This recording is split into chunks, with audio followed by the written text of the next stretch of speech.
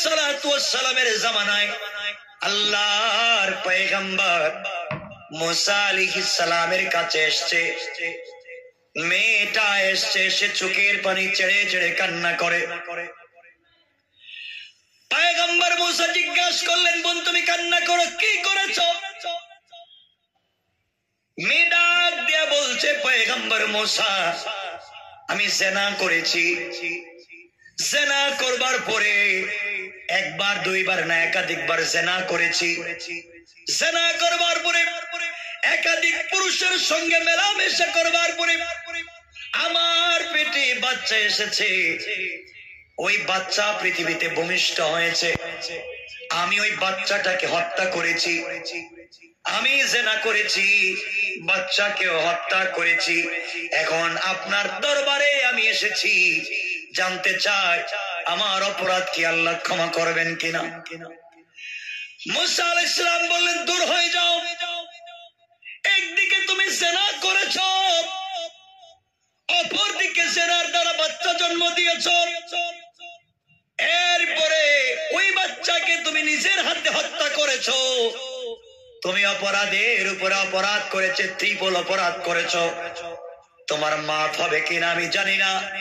যাও, ওখান থেকে চলে যাও, আমি বলতে পারবো না তোমার গুনাহ মাফ হবে কিনা। মেয়েটা চোখের পানি ছেড়ে চিৎকার করে করে যখন চলে যায়, হাজির হয়ে গেলেন আল্লাহর পয়গম্বর মুসাকে ডাক দিয়া বললেন, মুসা আপনি ওই মেয়েকে কেন তাড়াইয়া দিলেন? মুসা বললেন, জিবরাইল ওই মেয়েটা জিনা করেছে, জিনার দ্বারা বাচ্চা জন্ম দিয়েছে, এরপরে বাচ্চাকে হত্যা করেছে। এত বড় অপরাধ করে আমার কাছে এসেছে, আমি কি জানি মাফ হবে কিনা। আমার জানা মতে পৃথিবীতে এর চাইতে বড় কোনো অপরাধ নাই। জিবরিল আমিন বললেন, পয়গম্বর মুসা আপনি কি জানেন এর চাইতে আরো বড় অপরাধ আছে, আরো বড় গুনাহ আছে। জিবরিল আমিন বসা ছিলেন, দাঁড়িয়ে গেলেন, আর হযরতে মুসা বসা ছিলেন, দাঁড়িয়ে গেলেন, আর বললেন, জিবরাইল তুমি কি বলো? জিনার চাইতে, জিনার বাচ্চা জন্ম দেওয়ার চাইতে, এরপরে বাচ্চাকে হত্যা করার চাইতে এর বড় গুনাহ আছে কি আমি জানি না। জিবরাইল বললেন, এই খবর দিতে আপনার কাছে এসেছি। এর চাইতে বড় গুনাহ হলো যারা নামাজকে ছেড়ে দেয়। যারা নামাজ পড়ে না আরো বড় গুনাহগার। যারা নামাজ পড়ে না জিনার চাইতে বড় অপরাধী, মানুষ হত্যা করার চাইতে বড় অপরাধী। কারণ ওরা তো বান্দার হক নষ্ট করেছে। আর আল্লাহর কাছে আল্লাহ যে স্রষ্টা, বান্দা যে সৃষ্টি, তা বোঝাবার মাধ্যম হলো আল্লাহর পায়ে সিজদা করা, আল্লাহকে প্রভু বলে মেনে নেওয়া। যে গোলাম আল্লাহকে সিজদা করলো না, ওই গোলাম তো আল্লাহকে প্রভু বলে মানার কোনো বিষয় প্রমাণ দিতে পারলো না। সুতরাং আল্লাহ রব্বুল ইজ্জত ওয়াল জালাল বোঝাতে চান, জিনা করলো, বাচ্চা জন্ম দিয়ে হত্যা করলো, এর চাইতে বড় অপরাধী ওই ব্যক্তি যে সময় মতো নামাজ পড়লো না। নাউযুবিল্লাহ। কথা কি বোঝাতে পারতেছি? এটা বললাম মুসার কথা, শুনে এখন আমার নবীর কথা। ও ভাই, বিশ্ব নবীর ইন্তেকালের সময় মাঝে মাঝে আমার নবী অজ্ঞান হয়ে যেতেন। দীর্ঘ সময় পর্যন্ত বিশ্ব নবীর জ্ঞান ফিরত না।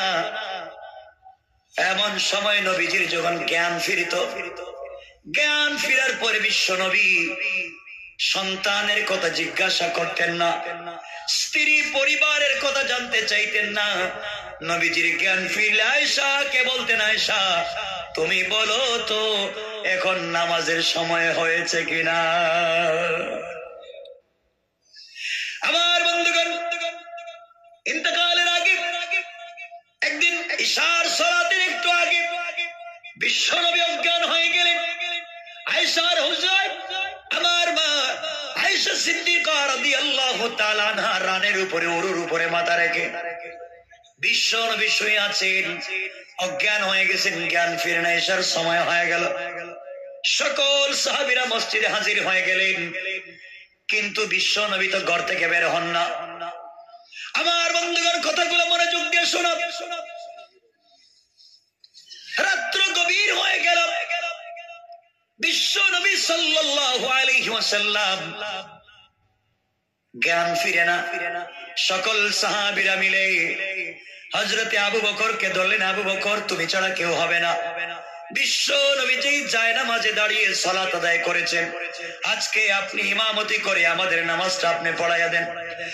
হযরতে আবু বকর জায়নামাজে দাঁড়িয়ে চোখের পানি ছেড়ে দিলেন।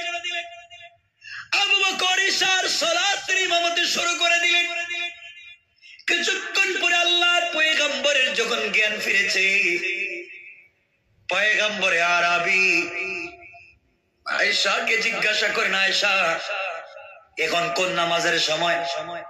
ইয়া রাসূলুল্লাহ, ইশার সালাতের টাইম। আপনি ঘর থেকে বের হতে পারেন নাই।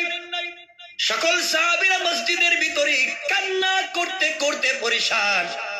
নবীজি বললেন, আয়েশা রে, তাহলে তুমি বলো ইশার নামাজ কি মসজিদে হয়েছে? ইয়া রাসূলুল্লাহ, সকল সাহাবীরা আমার বাবার ইমামতিতে ইশার সালাতে নামাজ পড়তেছে। নবীজি বলেন, আয়েশা আমি উঠতে পারবো না, বসতে পারবো না, তুমি আমাকে শোয়া ঘরের পর্দাটা একটু সরাইয়া দাও, আমি শুয়া শুয়া আমি যেন সালাত যে কায়েম হয়েছে, সালাত যে আমার পরেও কায়েম হয়েছে, আমি ওই দৃশ্য দেখে দেখে মরতে চাই, ইন্তেকাল করতে চাই, সরাইয়া দে। এরপরেও আমারও বর্তমানে সাহাবীরা আবু বকরের ইমামতিতে সালাত কায়েম করেছে, নামাজ কায়েম করেছে, আমি দেখে মরতে পারলাম। সাহাবীরা নামাজ পড়তেছে, আমার মনে কোনো কষ্ট নাই। কিয়ামতের দিন আল্লাহকে বলতে পারবো, আল্লাহ তাআলা যে সালাতের জন্য তুমি আমাকে পৃথিবীতে পাঠিয়েছো, আমি ইন্তেকালের সময় দেখেছি আমার বর্তমানে সবাই ঐক্যবদ্ধ ভাবে আবু বকরের পিছনে সালাত কায়েম করেছে। কোন সুবহানাল্লাহ। নামাজের কত গুরুত্ব, আপনাদের কষ্ট হচ্ছে মনে হয় ভাই? আমার বন্ধুগণ শুনেই নামাজের গুরুত্ব কেমন, শুধু আপনাদেরকে বুঝিয়ে সামনে যাই। হযরত ওমর ফারুক রাদিয়াল্লাহু তাআলা আনহু যেদিন ফজরের সালাতে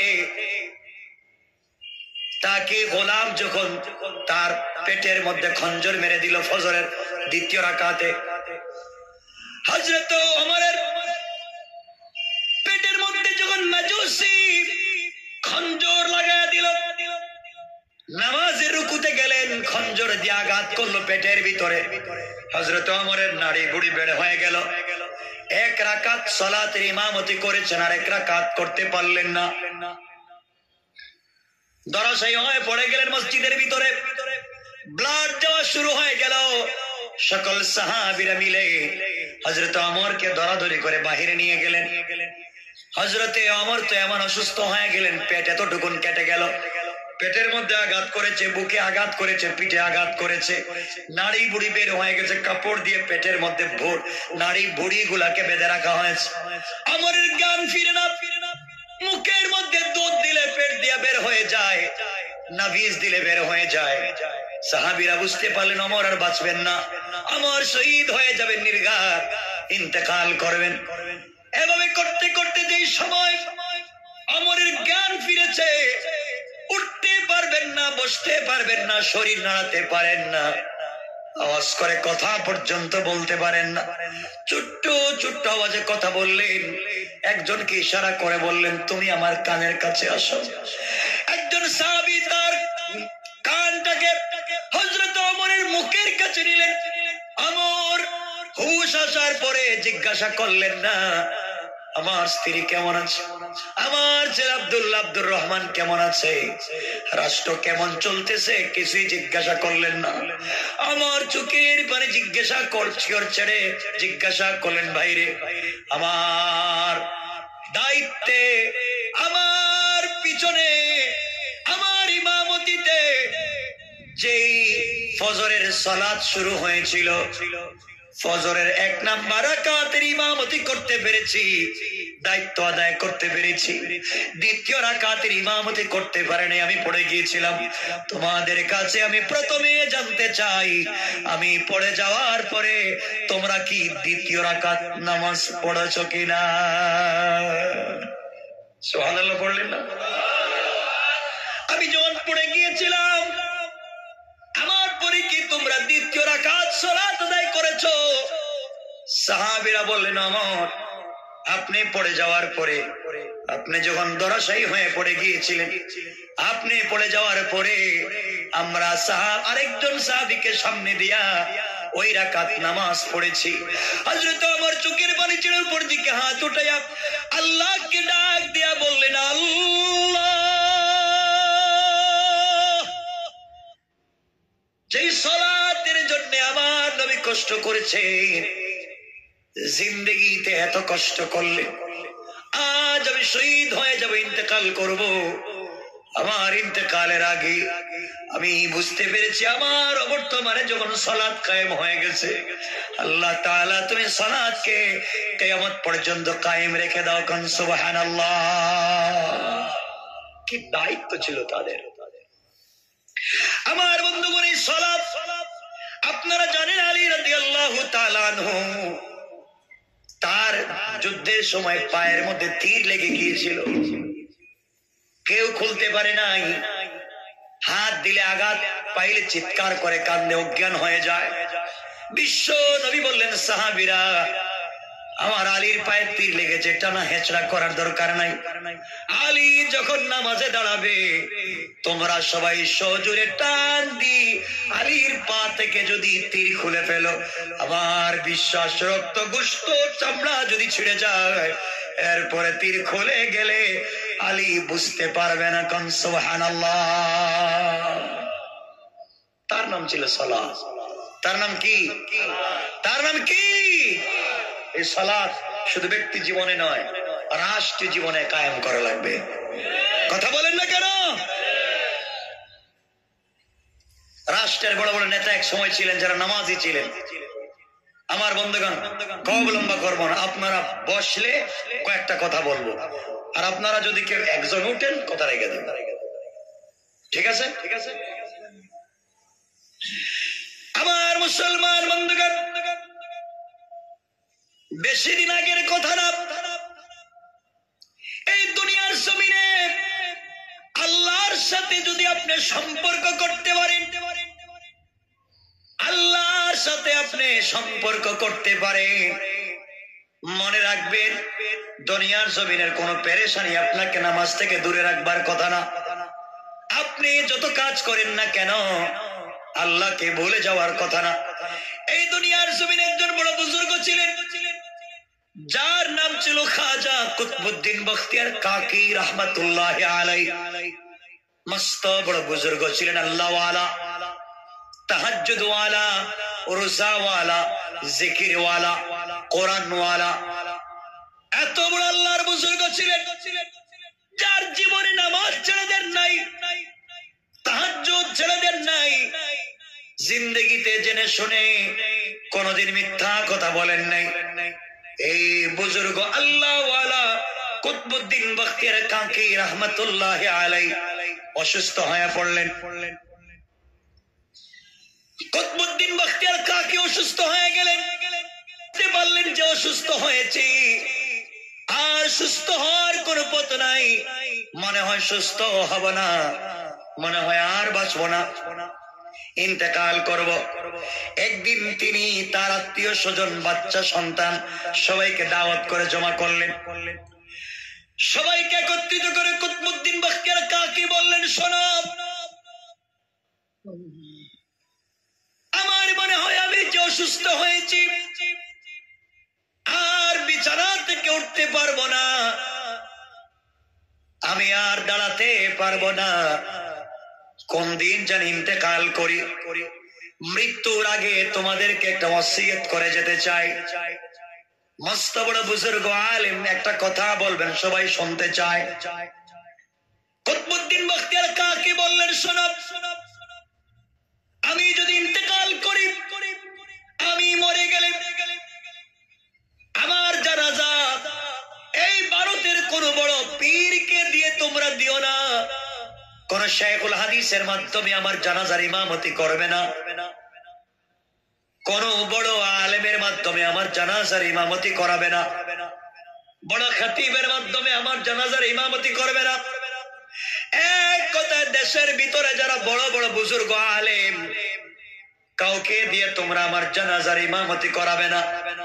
আমি তোমাদেরকে ওসিয়ত করে গেলাম, যার মধ্যে 4টা গুণ পাইবে, চারটা গুণ যার মধ্যে পাওয়া যাবে, সে আমার জানাজার ইমামতি করবে। ওই গুণগুলা যদি কোন সুইপারের কাছে পাওয়া যায়, মেথয়ের কাছে পাওয়া যায়, রিক্সাওয়ালার কাছে পাওয়া যায়, ভ্যানওয়ালার কাছে পাওয়া যায়, গরিব মানুষ, খেটে খাওয়া মানুষ, কৃষি কাজ করে মজদুর মানুষ, এমন লোকের কাছে যদি 4 গুণ পাওয়া যায়, ওই সুইপারকে দিয়ে হলেও তোমরা আমার জানাজার ইমামতি করাবে। এরপরেও শুধুমাত্র নামদারি বুজুর্গ আলেমকে দিয়া জানাজার ইমামতি করাবে না।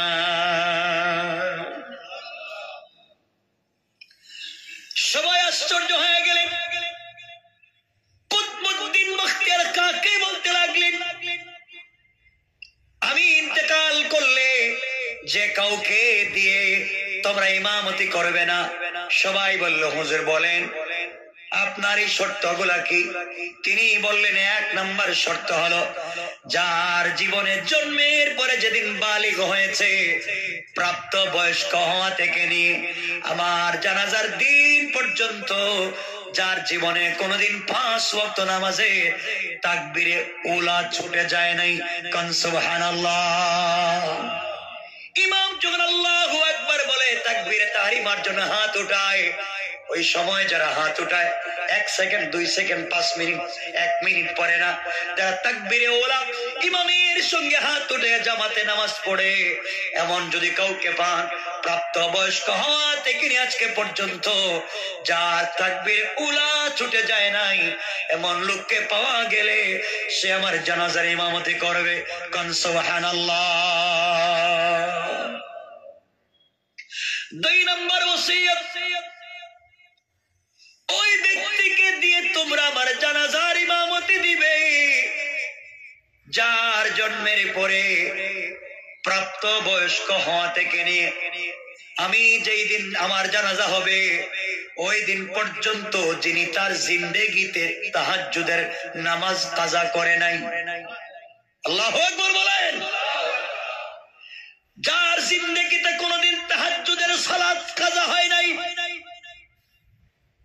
প্রত্যেক রাত্রে তাহাজ্জুদের সালাত পড়েছে, এমন লোক পাইলে আমার জানাজার ইমামতি দিবা। আর যদি এমন লোককে পাওয়া না যায়, তোমরা বিনা জানাজায় কুতুবউদ্দিনকে তোমরা কবরে দিও, এরপরেও কাউকে দিয়ে তোমরা জানাজার ইমামতি করাবে না। 3 নম্বর ওসিয়ত, এমন লোককে দিয়ে আমার জানাজার ইমামতি তোমরা দিবে যার জীবনে প্রাপ্ত বয়স্ক হওয়া থেকে নিয়ে আমার জানাজার দিন পর্যন্ত যার জিন্দেগিতে আসরের সুন্নত ছুটে যায় নাই।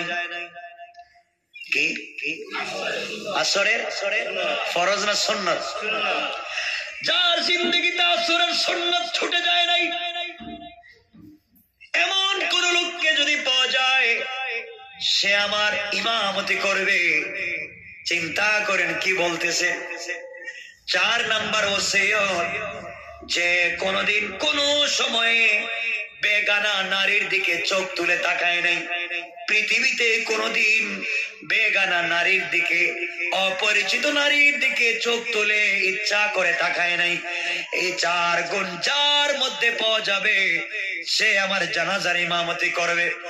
আর যদি এমন লোককে খুঁজে পাওয়া না যায়, আমার ইমামতি ছাড়াই তোমরা আমাকে কবর দিয়ে দিবে, কোন সুবহানাল্লাহ। সকল মুরিদারা, সকল আলেমেরা, সন্তানেরা পরিষদ কুতুবউদ্দিন বখতিয়ার কাকি গোটা বিশ্বের কাছে পরিচিত সমাদৃত বড় বুজুর্গ আলেম, এই 4টা শর্ত দিলেন। কার কাছে পাওয়া যাবে? যার জীবনে কোনদিন তাকবীরে উলা ছুটে যায় নাই, যার জীবনে তাহাজ্জুদ ছুটে যায় নাই, যার জীবনে আসরের সুন্নাত ছুটে যায় নাই, যার জীবনে নারীর দিকে তাকান নাই। এই 4 গুণ পাওয়া কি স্বাভাবিক?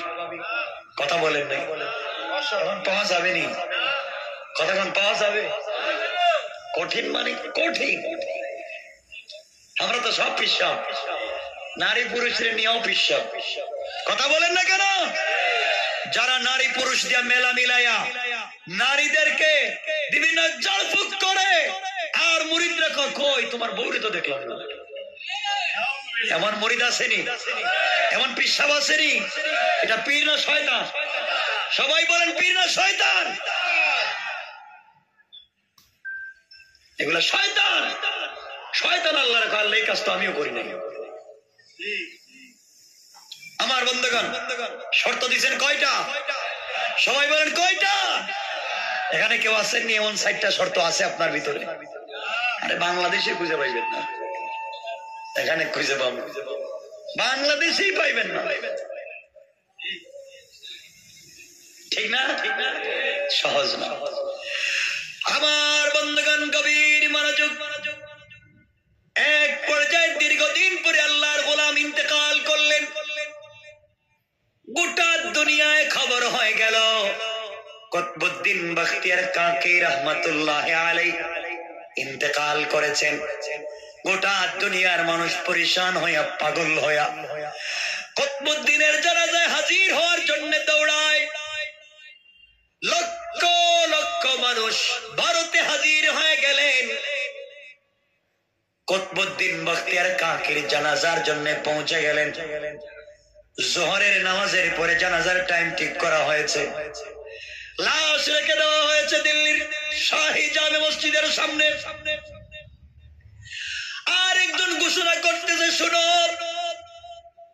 যে কেউ জানাজার ইমামতি করবে না, এই জানাজার ইমামতি কারো জন্য নির্ধারিত নাই। 4 গুণ যার ভিতরে পাওয়া যাবে তিনি ইমামতি করবেন।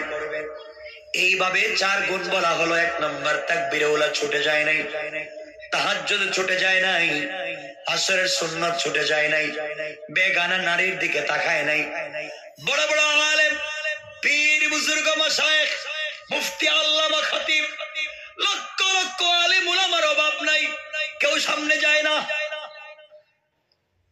কেউ জানাজার জন্য যায় না।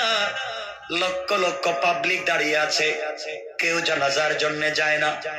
সবাই চিন্তা করে, আহারে এই শর্তগুলো কার ভিতরে আছে কে জানে, কোন মানুষের ভিতরেই তো মনে হয় নাই। এইভাবে জোহর গড়িয়ে আসরের সময় হয়ে গেল। গোটা মাঠের মধ্যে কান্নার রোল পড়েছে। হয়তো কুতবুদ্দিন বখতিয়ার কাকির জানাজা ছাড়াই কবর দিতে হবে। মাঠের মধ্যে আসরের সালাত পড়া হলো। আসরের সালাত আদায় হয়ে গেল। সবাই তো পরিশান, আর কতক্ষণ ওয়েট করা যায়? কে আছো এমন? কেউ দাঁড়ায় না। লক্ষ লক্ষ মানুষের মধ্যে কেউ দাঁড়ায় না। মাগরিবের সময় চুই চুই হয়ে যায়। এমন সময় চাদর মুড়া দেওয়া, মাথা থেকে পা পর্যন্ত ঢাকা একটা গোলাম যুবক দৌড়াইয়া লাশের কাছে গিয়ে কুতবুদ্দিন বখতিয়ার কাকির লাশ জড়াইয়া চিৎকার করে ডাক দিয়া বলছে, কুতবুদ্দিন বখতিয়ার কাকি, তুমি তো মরে গিয়েছ, তুমি তো মরে গিয়ে বেঁচে গেলা, কিন্তু আমাকে ফাঁসাইয়া দিলা। এই লোকটা দাঁড়াইয়া মুখের মধ্যে গোমটা দিয়া বলতেছে, পাবলিক শোনো, এই 4টা গুণ আমার ভিতরে আছে। আল্লাহু আকবার। এই 4 গুণ আমার ভিতরে আছে। আমি হলফ করে বলতে পারি, আমি বুকে হাত দিয়া বলতে পারি, আমার বয়স হওয়ার পরে, প্রাপ্ত বয়স্ক হওয়া থেকে নিয়ে বালিগ হওয়া থেকে নিয়ে আজকে পর্যন্ত আমার জীবনে তাকবীরে ওলা ছুটে যায় নাই। আমি কোনোদিন তাহাজ্জুদ আমার থেকে ছুটে যায় নাই, আসরের সুন্নাত ছুটে যায় নাই, আজ পর্যন্ত বেগানা নারীর দিকে তাকাই নাই। পাবলিক চিন্তা করে, তো বড় বুজুর্গ কে রে? ও নিশ্চিত মানুষ না, আল্লাহর কোন ফেরেশতা হবে। কুতবুদ্দিনের লাশ ডলাইয়া ডাক দিয়ে বলতেছে, কুতবুদ্দিন, তুমি ইন্তেকাল করে বেঁচে গিয়েছ, দুনিয়ায় আমাকে তুমি ফাঁসাইয়া দিয়েছ, দুনিয়ার মানুষ আমার আমল সম্পর্কে জানতো না, মানুষ জানতো না আমি কি করতাম। তুমি তো জানতে, তুমি আমাকে ময়রা ফাঁসাইয়া দিয়া গেলে। আজকে তো আমার গোপন কাজগুলা পাবলিক যাই না ফালাইলো। আমি তো এগুলো আল্লাহর জন্য করেছি, একমাত্র আল্লাহকে পাওয়ার জন্য। আজকে 45 বছর হয়েছে আমি রাত্রে ঘুমাই না। আল্লাহু আকবার। আজ 45 বছর রাত্রে আমি ঘুমাই না। 45 বছরে যে দিনগুলা রোজা রাখা হারাম, এই দিনগুলা ছাড়া আমি কোনোদিন রোজাকে ছেড়ে দেই নাই। আমি প্রতিদিন 2 খতম কোরআন তিলাওয়াত করে মাসে 60 খতম কোরআন পড়তাম। আজকে তুমি আমার সবকিছু ফাঁস করে দিলা। কুতুবউদ্দিন তোমাকে বলতে চাই, ইন্তেকালের সময় তুমি আমাকে ভুলে যাও নাই, তুমি আমাকে মনে রেখেছো। কিয়ামতের দিনও তুমি আমাকে ভুলে যাইও না। ওই দিন যেদিন তুমি জান্নাতে চলে যাইবা আমাকে মনে রাখো।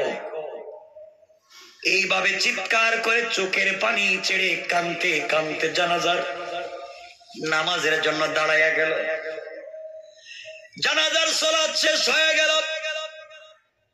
লক্ষ লক্ষ মানুষ ব্যারিকেড দিয়ে দাঁড়িয়ে আছে। দেখবে এই বুজুর্গকে, এই যুবকটাকে, যার 45 বছরে তাহাজ্জুদ ছুটে যায় নাই, 45 বছরে তাকবীরে উলা ছুটে যায় নাই, 45 বছরে তার জিন্দেগিতে কোনোদিন আসরের সুন্নাত ছুটে যায় নাই, 45 বছরে কোনোদিন ইচ্ছা করে নারীর দিকে তাকায় নাই। কে রে এমন যুবককে যে প্রত্যেকটা মাসে 60 খতম কোরআন পড়ে, 45টা বছর থেকে রোজা রাখে?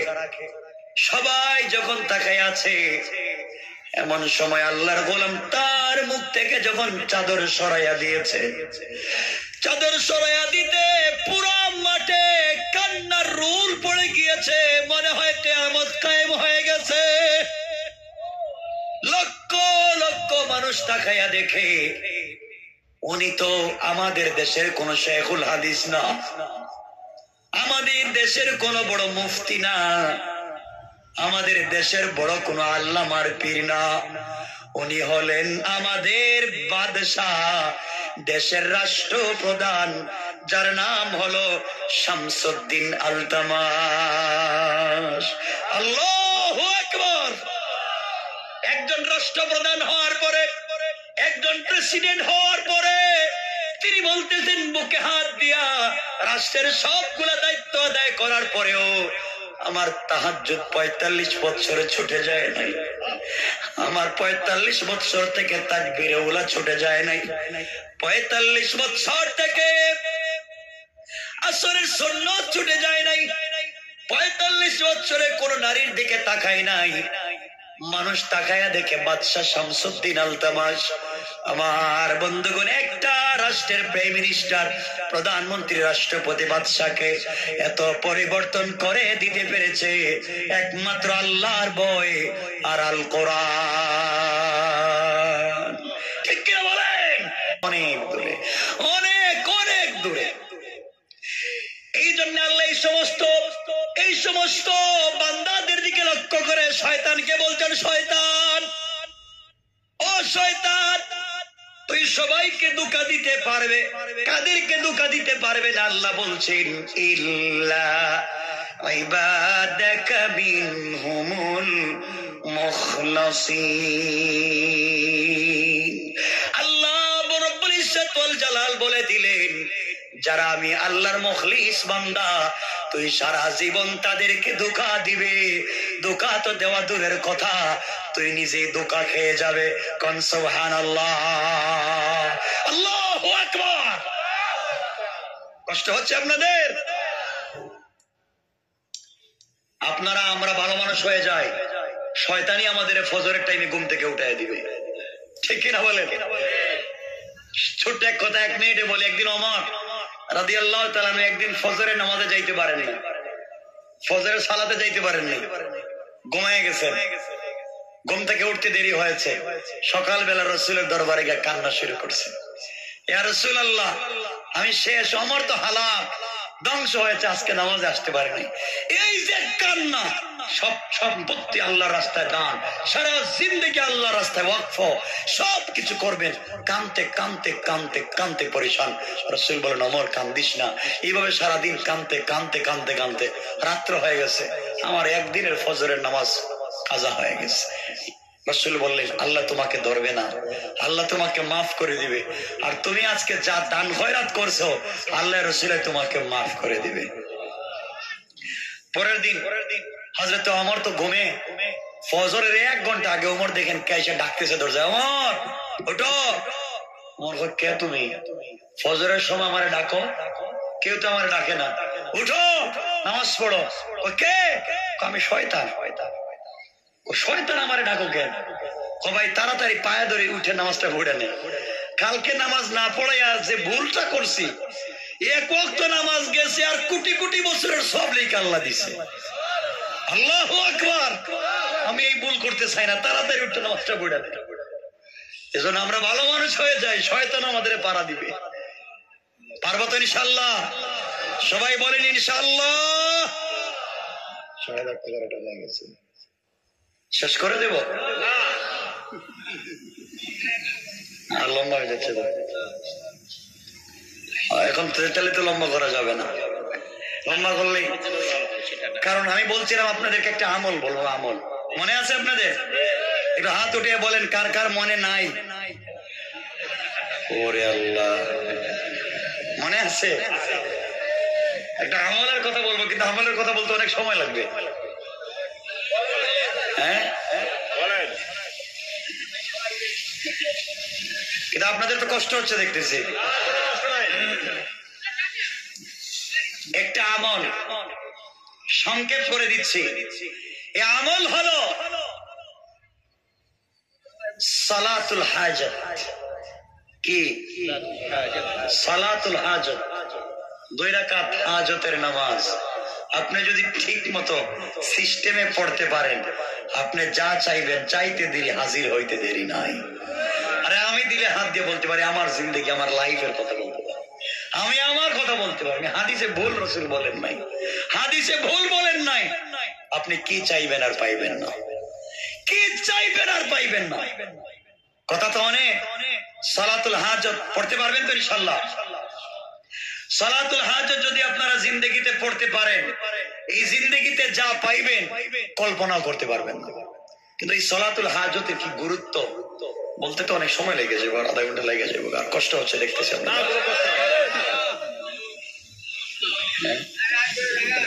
আরে না না, আপনাদের কষ্ট হচ্ছে, কষ্ট হচ্ছে না? একজন উঠবেন না, একজন উঠবেন। আমরা আজরাইলের খবর করবো, বলে আপনি একটু হাঁটাহাঁটি করেন এলাকায়, প্রস্রাবে দুলো যেতে পারবেন না ইনশাল্লাহ বলে কয়েক মিনিট রেখা দিব। এই সালাতুল হাজতে বাস্তব সাক্ষী আমি। গেল কয়েক বছর আগে, 2 বছর আগে আমি আপনাদেরকে সালাতুল হাজতের ফজিলত বলতেছি, আমি আমার বাস্তব কথাটা বলি।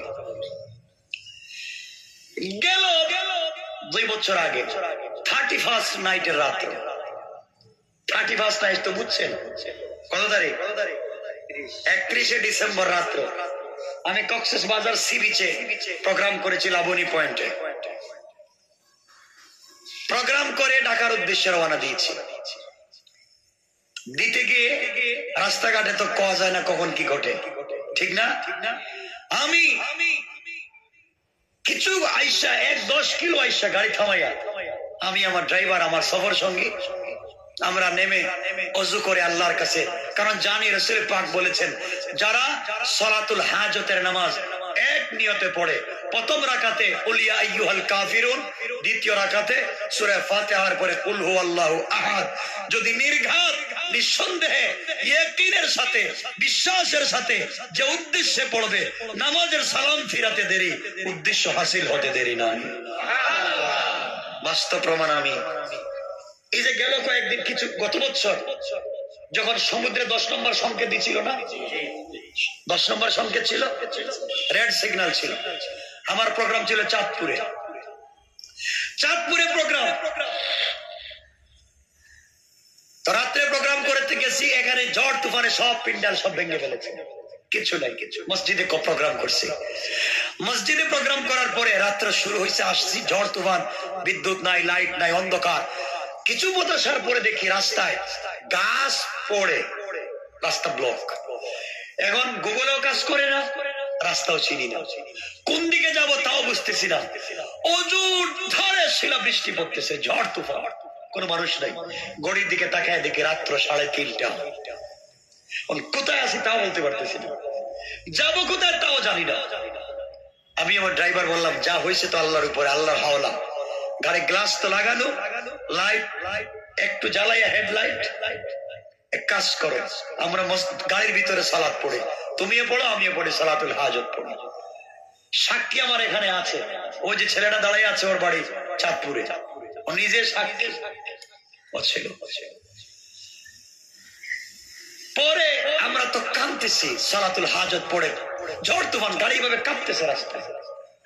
10-15 মিনিট পরে দেখি একজন আইসা আমাদের গাড়ির দরজায় নক করতেছে, খুলেন দরজা। এত রাতে কে দরজা খুলল? দাড়িওয়ালা এক লোক মুরব্বী আইসা বলতেছে গ্লাসটা খুলেন। একটু ফাঁকা করে বলছি, কি কোথায় যাবেন? আমরা ঢাকা যাব, রাস্তা হারায় ফেলছি, আমরা রাস্তা চিনতেছি না। আমাদেরকে বলতেছে, হুজুর আপনারা ভুল পথে আসছেন, এটা রাস্তা না, আপনারা পিছন দিকে গেলে 10 হাত গেলে ডান দিকে একটা রাস্তা, এই রাস্তা দিয়ে ডাইরেক্ট গেলে আপনি ঢাকা যাবেন। আমরা গাড়ি ঘুরাইয়া ওই লোকটাকে আর খুঁজে পাই নাই, কিন্তু আমরা 1.5 ঘন্টার ভিতরে ঢাকায় পৌঁছে গেছি। আমার লাইফ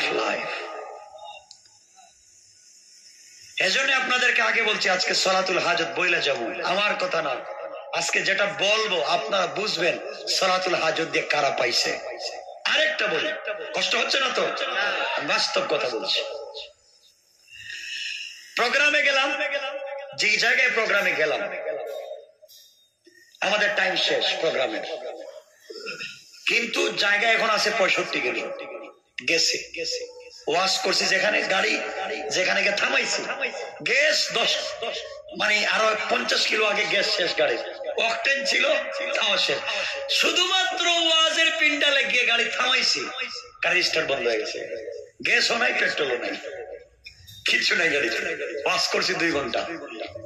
শুক্রবার, বৃহস্পতিবার দিন, পরের দিন শুক্রবার রাত্র। এই শুক্রবার আমাকে ঢাকায় এসে জুমা পড়াতে হবে।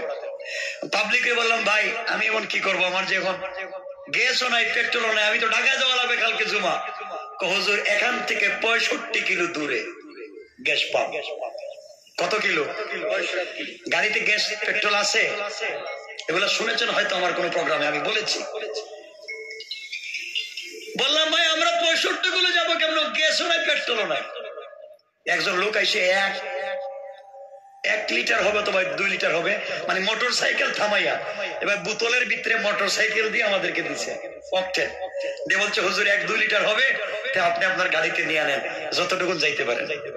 তো বেচারা দিল, আমরা 1 লিটার বা 2 লিটার হবে, 2 লিটার হলে 15 থেকে 20 কিলো আমরা যাইতে পারবো, এর উপরে নাই, গাড়ি তো বন্ধ। ভরলাম, ড্রাইভারে বললাম, এখন কেমনে যাইবা কও? হুজুর বুঝতেছে না। আসো আমরা আবার আল্লাহর কাছে চাইবো, জিনিস তো জানা আছে, জিনিস তো আল্লাহ জানাইয়া দিয়েছে, পড়া সালাতুল হাজত আর কান্দ, কালকে জুমায় হাজির হওয়া লাগবে। 65 কিলো দূরে আমাদের, 2 লিটার বলছি, স্টার্টই হয় না গাড়ির। সালাত পড়ে ড্রাইভারে বললাম, তুমি আসো আমার সিটে, আমাকে দাও তোমার সিটে। আমি বিসমিল্লাহ বলি, স্টার্টটা দিয়া কোরআন থেকে তেলাওয়াত শুরু করলাম। রাসূল পাক বলছেন, তোমরা যখন কোরআন থেকে তেলাওয়াত করো, আল্লাহ বলছেন হিজাবাম মাসতুরা, আকাশ থেকে গোপন পর্দা পাঠাই আল্লাহ হেফাজত করে দেয়। হিজাবাম মাসতুরা, গোপন পর্দা। সালাত পড়ে গাড়িটি স্টার্ট দিয়ে কোরআন তেলাওয়াত শুরু করলাম। কসম আল্লাহর, কোরআন হাতে আমার, কসম আল্লাহ, 10, 15, 20 কিলোমিটার আসার কথা, এই পেট্রোল দিয়ে কোরআন তিলাওয়াত করে করে 65 কিলোমিটার এসে গাড়ি পেট্রোল পাম্পে ঢুকাইছি তো স্টার্ট বন্ধ হয়ে গেছে। তার নাম বিশ্বাস, তার নাম বিশ্বাস। এজন্য আল্লাহকে আসতে, আল্লাহ কি বলে, এমন হাজারো ঘটনা বলবো লাইফে, যেগুলো শুনে আপনাদের লাভ নাই। শোনা মুসলমান, এই জন্য আল্লাহকে আসতে বলছি। আজকালকে মানুষ আমাদের কাছে আমলের জন্য আসে, হুজুর আমাদের বাচ্চা হয় না, 20 বছর হয়েছে বিয়ের বাচ্চা হয় না। আপনারা শুনছেন এক লোক ঢাকা শহরের বিশিষ্ট শিল্পপতি 20-30 বছর থেকে বিয়ে করেছেন, বাচ্চা হয় না। আমার তাফসিরে আসেন, আপনারা তো আমার তাফসিরে বসেন, আসেন ঢাকা শহরের সবাই তাফসিরে আসে। উনি বিশিষ্ট বিজনেস ম্যাগনেট শিল্পপতি আসছেন, আসে বলছে হুজুর আমি তো বিয়ে করছি, বাচ্চা নাই, আমার হাজার হাজার কোটি টাকার ইন্ডাস্ট্রি, কিন্তু বাচ্চা নাই, আপনি আমার কিছু দেন। আমি বলছি আমার কাছে তো কিছুই নাই। কিছু আছে আমার কাছে? কিছু নাই, আমি যা জানি তা কোরআনের। এই বলে ওনাকে 2টা আমল লেখা দিলাম, আমল লেখা দিলাম, জান আপনি আমল করবেন, আপনার ওয়াইফ আমল করবেন, আমাকে 5 মাস পরে জানাইয়েন, আল্লাহ চাইলে কিছু হবে, নাইলে হবে না। 5 ওয়াক্ত নামাজ পড়বেন, হালাল খাইবেন, কিছু আমল দিয়ে দিলাম। 6 মাস পরে উনি আইসা কানতে কানতে আমাকে বলতেছেন হুজুর আমার বউ তো 4 মাসের প্রেগনেন্ট। 20-30 বছর পরে যখন ওনার বাচ্চা হইল, পরে উনি আমার জন্য বলছে আমি 2 কোটি টাকার গাড়ি নিয়ে আসছিলেন গিফট আমাকে দেওয়ার জন্য। তা আমি ওনাকে ওই দিন, আমি এগুলা সমাজে টাকা চাইতাম, বহুত কিছু আল্লাহ দিত আমাকে, বহুত কিছু। ওনাকে বলছিলাম বাবা বাচ্চা দিল আল্লাহ, আর আপনি গিফট করলেন আমারে, আপনি তো নিমক হারাম না ফরমান, আপনি ভুল কাজ করলেন, আপনি কাজ করেন গাড়িটা বিক্রি কইরা এই টাকা দিয়া একটা মসজিদ বানাবেন, আল্লাহর শুকরিয়া আদায় করে, আর আমি আপনার মসজিদ উদ্বোধন করার যাব। উনি আরো 50 লাখ টাকা ফুরাইয়া প্রায় 2.5 কোটি টাকা দিয়ে একটা মসজিদ করে দিয়েছেন।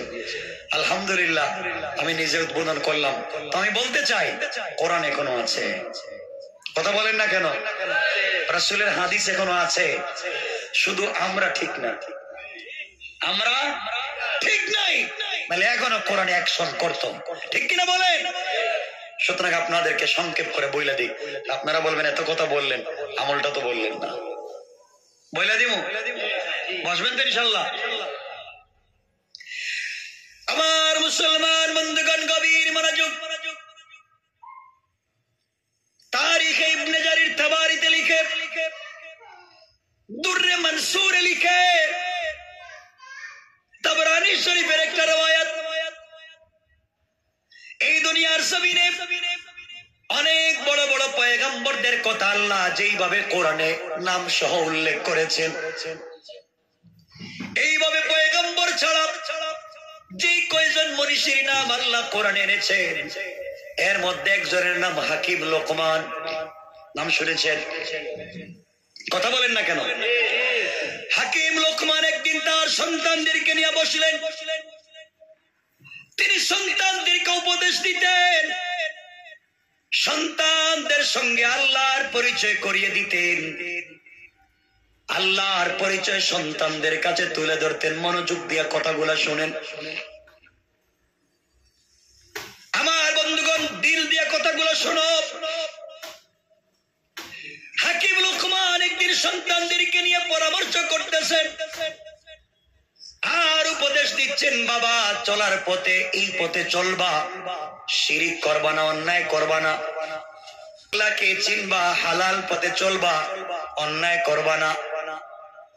হাকিম লোকমানের এক ছেলে দাঁড়িয়ে গেছে আর বলছে, আব্বা জান তুমি আমাকে তো আমলের কথা বলতেছো, সবগুলা আমার দ্বারা সম্ভব না, আমি কিছু আমল করব ঠিক আছে, কিন্তু আব্বা জান আপনি আমাকে কিছু টাকা দেন, আপনি আমাকে টাকা দেন, আমি টাকা দিয়ে বিজনেস করব হালাল পথে।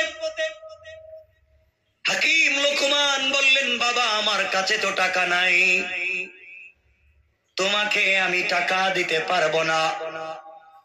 লোকমান হাকিমের ছেলে বলে, আব্বা জান আমি বিজনেস ছাড়া কিছুই করব না, তুমি আমাকে টাকা যেভাবে পারো ম্যানেজ করে দাও। লোকমানে হাকিম বললেন, বাবা তাহলে শোনো,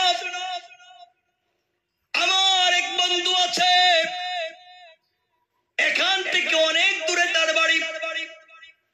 আমাদের বাড়ি থেকে বের হলে সামনে গেলে বিশাল বড় মরুভূমি, মরুভূমির পরে বিশাল বড় জনপদ এলাকা, মানুষ বসবাস করে। এরপরে আরো দূর যাওয়ার পরে বিশাল বড় সাগর, ওই সাগরের পারে আমার এক বন্ধু বসবাস করে। সে আমার কাছ থেকে কেউ বলেছেন 3000, কেউ বলেছেন 4000 দিনার অথবা দিরহাম আমার কাছ থেকে নিয়েছে, টাকা নিয়েছিল, ঋণ নিয়েছিল, ঋণ দেয় না। তুমি যদি তার কাছ থেকে টাকাগুলো আনতে পারো, ওই টাকাগুলা দিয়ে তুমি বিজনেস করে খাইবা। কিন্তু বাবা আমি তো টেনশনে আছি, তোমাকে কেমনে পাঠাই? কেন আব্বাজান, কি হয়েছে? কেন আমাকে পাঠাতে পারবেন না?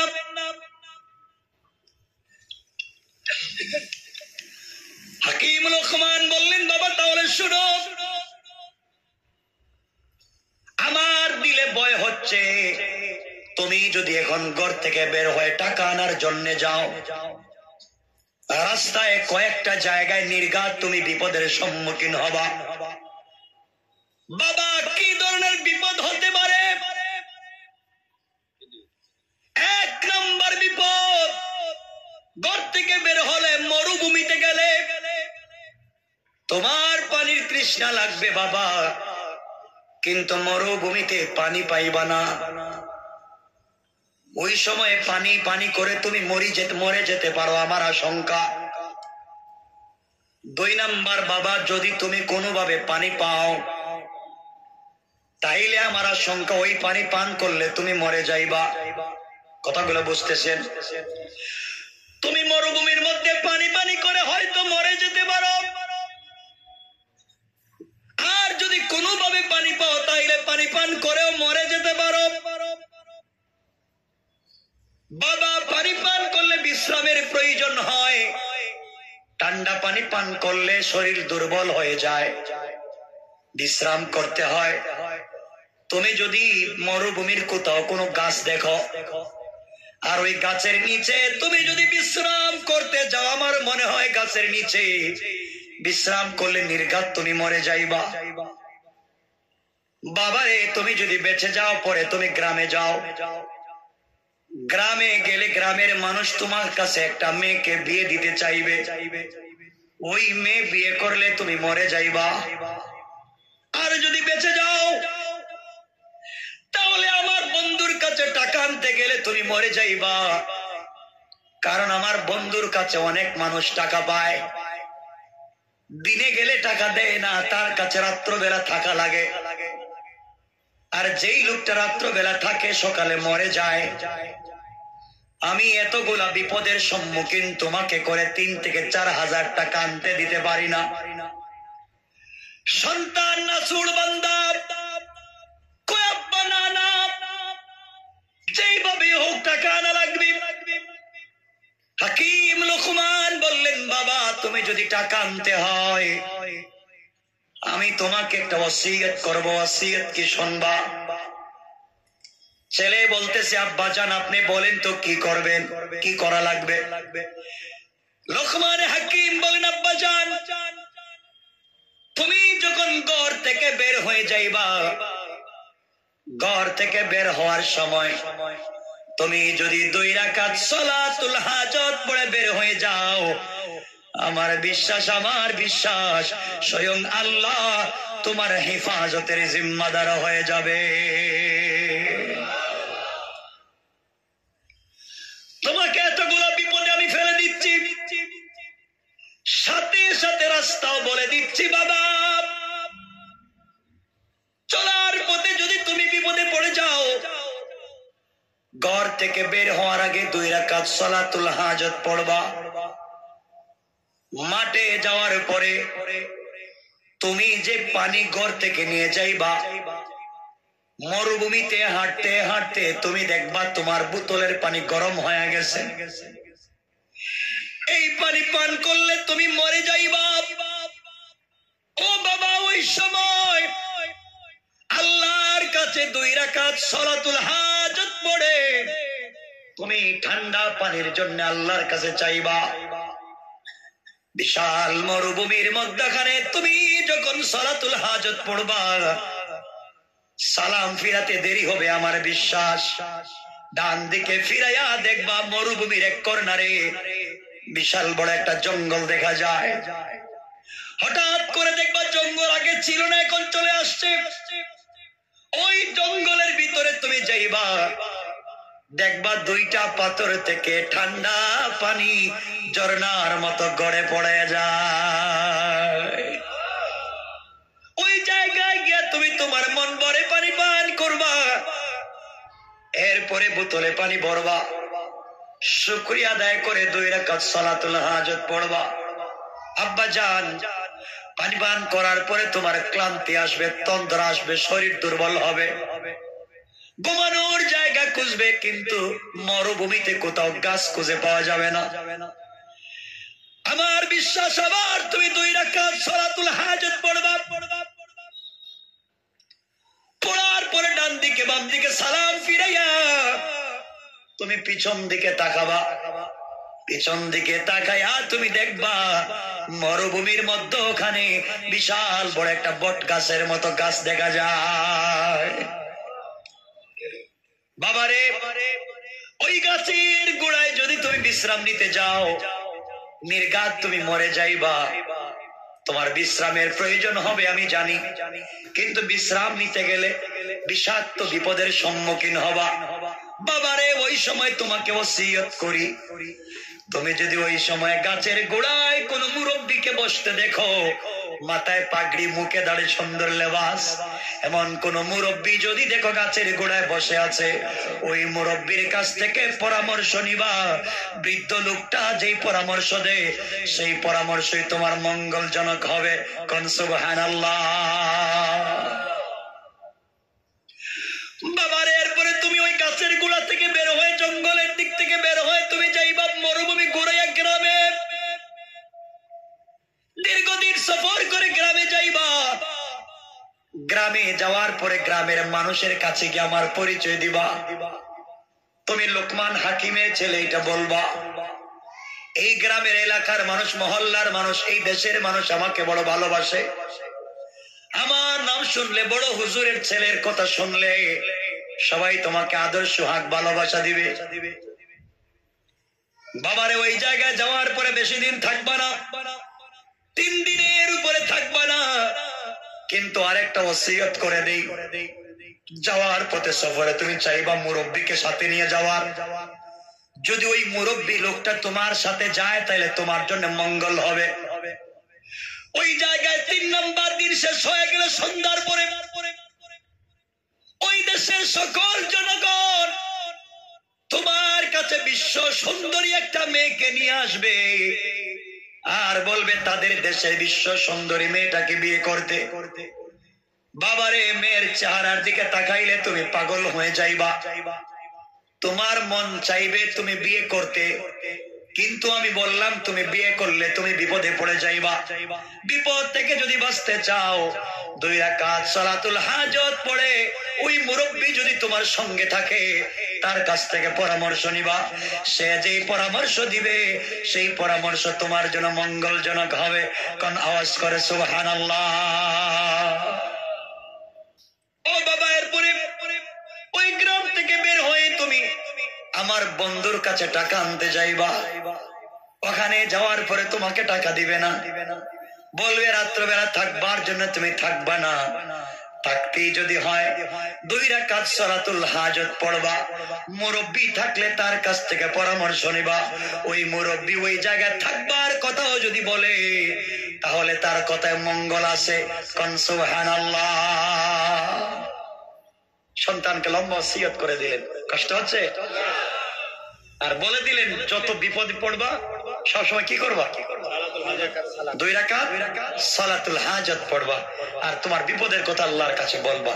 দিলে ইতমিনান রাখবা, ঈমান রাখবা, ইতিকাদ রাখবা, আল্লাহর কাছে চাইবা।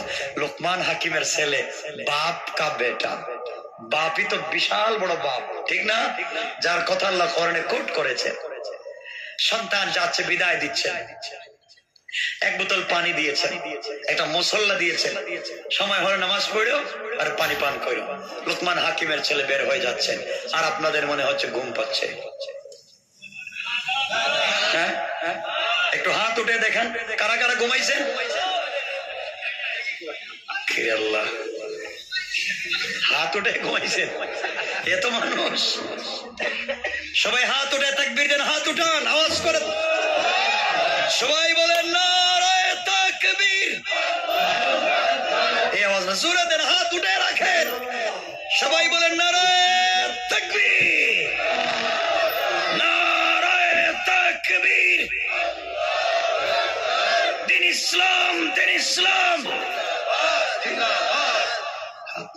এই আওয়াজ দেন আপনারা, একটু আস্তে আওয়াজ দেন। বেদের কোনো শক্তি নেই? শক্তি তো আছে, ভালো ভালো জিনিস খায়, আওয়াজ দিতে পারে না। হ্যাঁ, আপনারা পদ্মার পরের মানুষ, ইলিশার অভাব নাই। ইলিশ আছেন আপনাদের? তেলওয়ালা জিনিস খান, আওয়াজ বেশি দিবেন। আমার বন্ধুগণ, যাই হোক, আপনারা বসে আছেন, আমিও বেশি লম্বা করবো না। তাও তো 2 ঘন্টার উপরে হয়ে গেছে।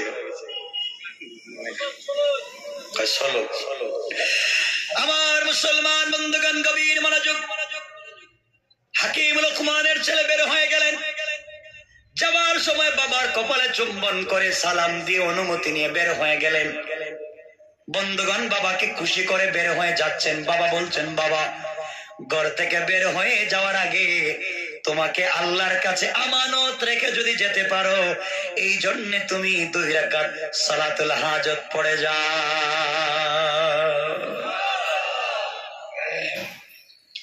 2 রাকাত নামাজ পড়ে বের হয়ে গেলেন। ঘর থেকে বের হয়ে বিশাল মরুভূমি চলতে লাগলেন। দীর্ঘ পথ চলতে চলতে মরুভূমির ধুধু বালিগুলা গরম হয়ে আছে। গরমে শরীর থেকে ঘাম ঝরতে ঝরতে ঝরতে ঝরতে তৃষ্ণা লেগে গেছে।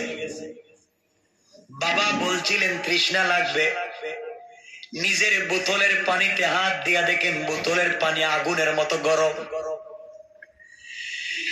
চিন্তা করলেন বোতলের পানিও পান করা যাবে না, আমি তো মরে যাব, এখন কি করব? হঠাৎ করে বাবার ওসিয়তের কথা মনে পড়েছে। কষ্ট করে 2 রাকাত সালাতুল হাজত পড়লেন। বিশাল মরুভূমির মধ্যখানে চোখের পানি ছেড়ে কান্না করে বলেন, আল্লাহ তাআলা, আমি বিপদে। তুমি বলেছ কেউ যদি বিপদে পড়ে তোমার কাছে সালাতুল হাজত পড়ে চায়, আল্লাহ তাআলা সালাম ফিরাবার আগে তুমি সাহায্য নাজিল করো। আয় আল্লাহ, আমি পানি নাই, মরে যাই, পানির ব্যবস্থা করে দাও। এইভাবে কান্না করে সালাতুল হাজত পড়ে সালাম ফিরাইয়া ডান দিকে তাকাইয়া দেখে এতক্ষণ যেই মরুভূমি দুধু ছিল, এই মরুভূমির মধ্যখানে দেখা যায় বিশাল বড় এক জঙ্গল। সুবহানাল্লাহ নাই? আরো জোরে পড়েন সুবহানাল্লাহ। আওয়াজ ছোট হইলে আমি রাইখা দিব। খিচুড়ি খাওয়াইছেন দিনে? আচ্ছা, বাসায় গিয়ে তো খাইবেন খিচুড়ি। এখানে আছে এখানে খিচুড়ি আছে 5 ডেক। সকালে কয় ডেক খাওয়াইছেন? 4 ডেক। এবার 5 ডেক, আগামীতে 15 ডেক করবেন। করেন ইনশাআল্লাহ? সবাই বলেন ইনশাআল্লাহ। প্রোগ্রামে তো আসতে পারতাম না, ভাইয়ের মহব্বত আমার জাহাঙ্গীর ভাই যে লোকটা বৈশা থাকে গিয়ে রুমে। আর এই যে হুজুর তো মুরব্বী মানুষ, আমি আসছি বাবা, এখন কি করবা কো? আমি ডাইরেক্ট দেখি একদিনও নাই, পুরো বছরে নাই। আমি আসছি, তোমার ভালো লাগলে যাইবা, নাইলে আমার বাইর করে দেবো। ও চিন্তা করেন তো, এই মানুষটা আমার বাবার বয়সের চাইতে বেশি, আমি কেমনি বাইর করবো? কইলাম হুজুর আপনি কষ্ট করার দরকার নেই, আমি যাবো। যাক যাক আমার বন্ধুগণ, নামাজ পড়লেন, দেখেন বিশাল বড় জঙ্গল ঢুকে গেছে। জঙ্গলের ভিতরে ঢুকে দেখেন বাবা বলছিলেন দুইটা পাথরের ঘর্ষণ থেকে সুন্দর করে ঝর্ণার মতো পানি পড়ে। তিনি গিয়ে দেখেন ঠান্ডা পানি গড়াইয়া পড়ে যায়। ইচ্ছা মতো পানি পান করলেন। সফরের জন্য বোতলে পানি ভরলেন। 2 রাকাত শুকরিয়া সালাতুল হাজত পড়লেন। আবার আল্লাহ চাইলাম তুমি দিলা। জঙ্গল থেকে বের হয়ে এসে দেখেন জঙ্গল নাই, আবার মরুভূমি। কিছুক্ষণ হাঁটার পরে ঠান্ডা পানি পান করেছেন, ক্লান্তি এসেছে, এখন তো ঘুমের দরকার, বিশ্রামের দরকার। মরুভূমির মধ্যখানে কোনো গাছ নাই, শুধু বালি আর বালি। বাবার ওসিয়তের কথা মনে পড়েছে, বিপদে পড়লে সালাতুল হাজত পড়া লাগবে। 2 রাকাত সালাতুল হাজত পড়ে দোয়া করলেন।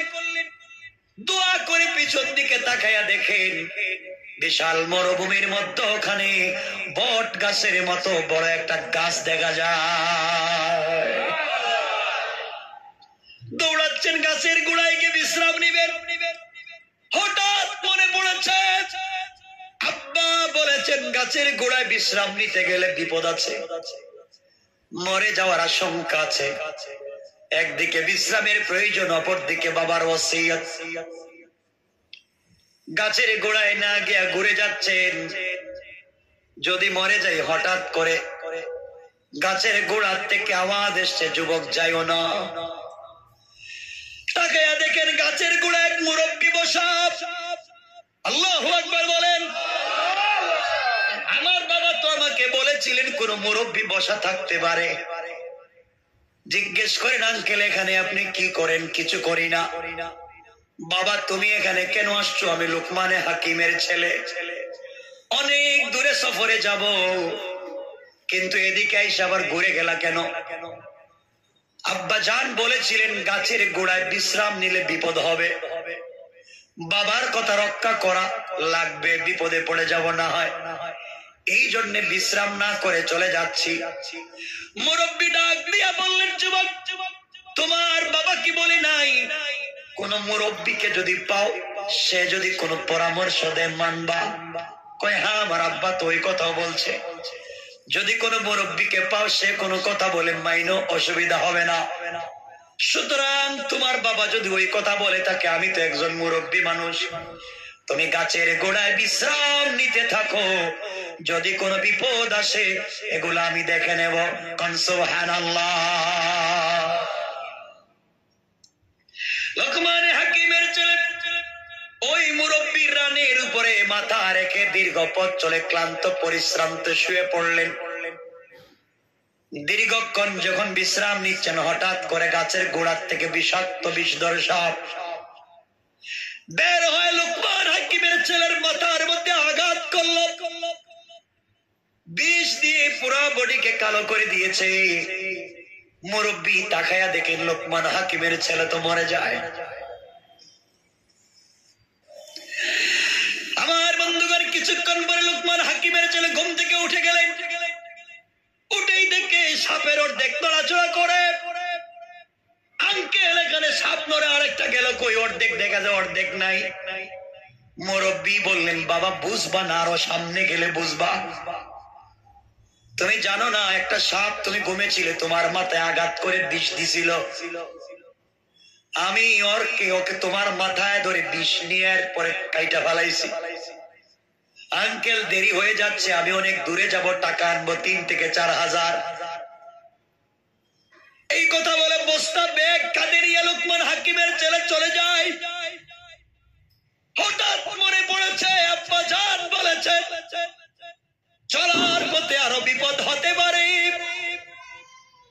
কিন্তু যদি মুরব্বীকে সাথে নেওয়া যায়, অপরামর্শ দিলে বিপদ থেকে বাঁচা যাবে। তিনি বললেন, আঙ্কেল আপনি কি আমার সঙ্গে যাবেন সফরে?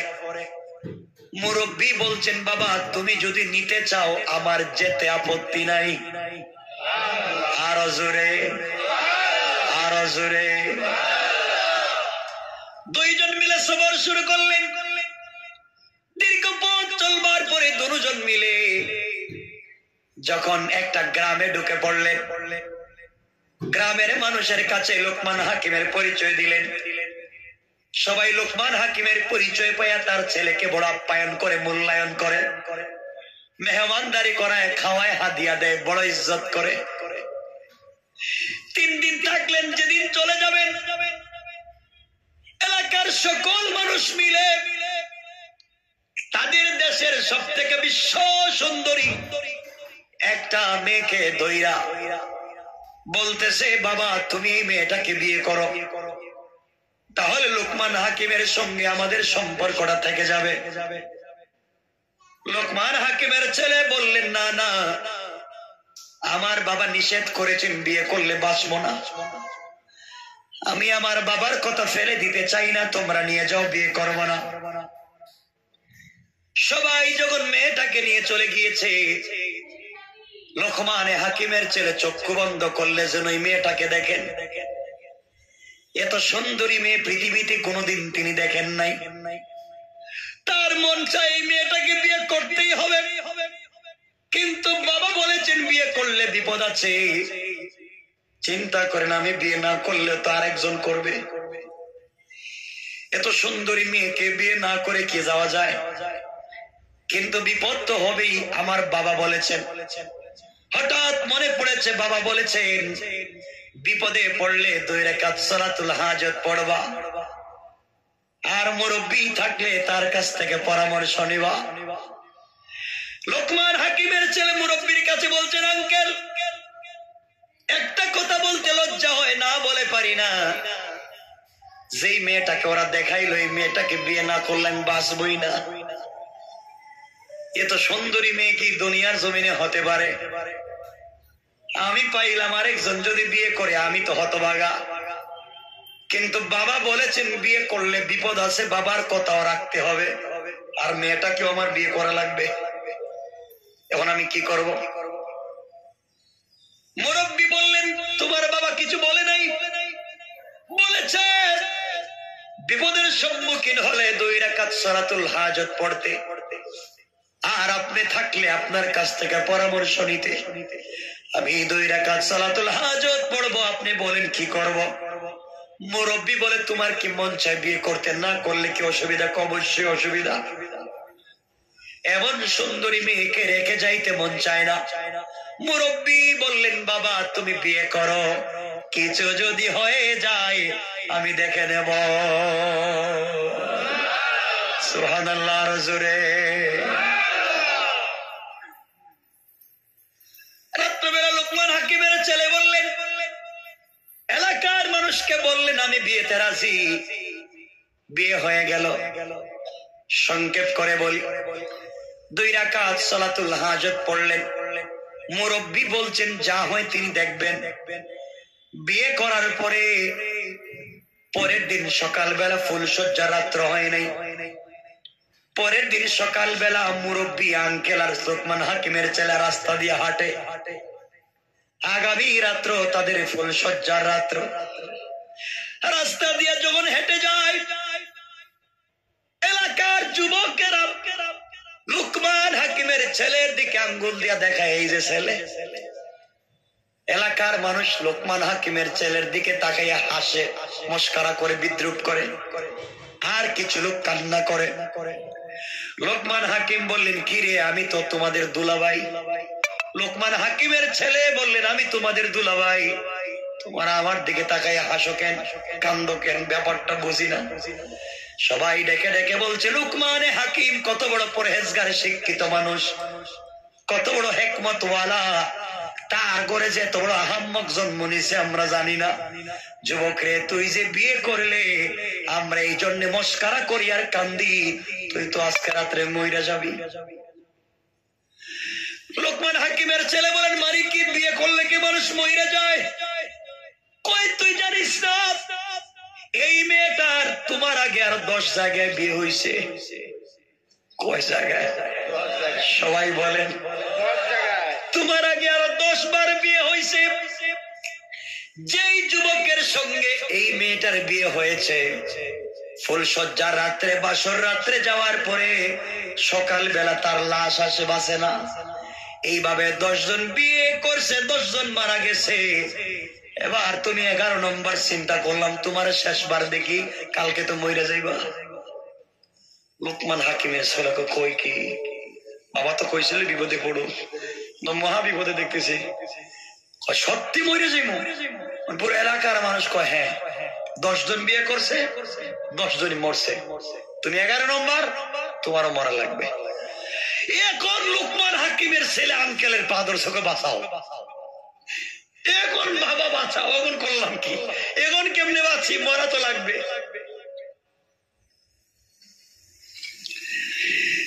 লোকমান হাকিমের ছেলে বলছেন আঙ্কেল বাঁচাও, নির্ঘাত মরা লাগবে, বাঁচার কোনো পথ নাই। মুরব্বী বললেন বেটা কান্দিস না, তোর বাবার ওসিয়ত মনে কর। হঠাৎ বাবার ওসিয়তের কথা মনে পড়েছে। বাবা বলেছিলেন যত বিপদ হোক সালাতুল হাজত পড়ো। আল্লাহু আকবার। ও বাবা, আজকের রাত্রে তোমার বাসর রাত্র, ফুল সজ্জার রাত্র, আমিও জানি তুমি মইরে যাইবা। নির্ঘাত 10 জন মরছে, তুমি বাঁচার কোনো সুযোগ নাই। কিন্তু বাবারে, ফুল সজ্জার রাত্রে তুমি যখন যাইবা, আঙ্কেল আপনিও যাইবেন, বুঝেন নাই? আঙ্কেল আপনিও যাইবেন আমার সাথে, কোন বিপদে পড়ে যায়। আঙ্কেল বললেন বাবারে, তুমি ফুল সজ্জার রাত্রে যাইবা স্ত্রীর কাছে, যাওয়ার আগে 2 রাকাত সালাতুল হাজত পড়বা। আর আমি আজকে তোমাকে কিছু ওসিয়ত করবো, শুনবা। হুজুর কোন? 1 নাম্বার, ঘরের ভিতরে ঢুকবার পরে তোমার স্ত্রী চাইবে তোমার সঙ্গে তাড়াতাড়ি মেলামেশা করতে, কারণ সে আজ পর্যন্ত কোন স্বামীর সঙ্গে মেলামেশা করতে পারে নাই, সবগুলাই বাসর রাত্রে মরে গিয়েছে।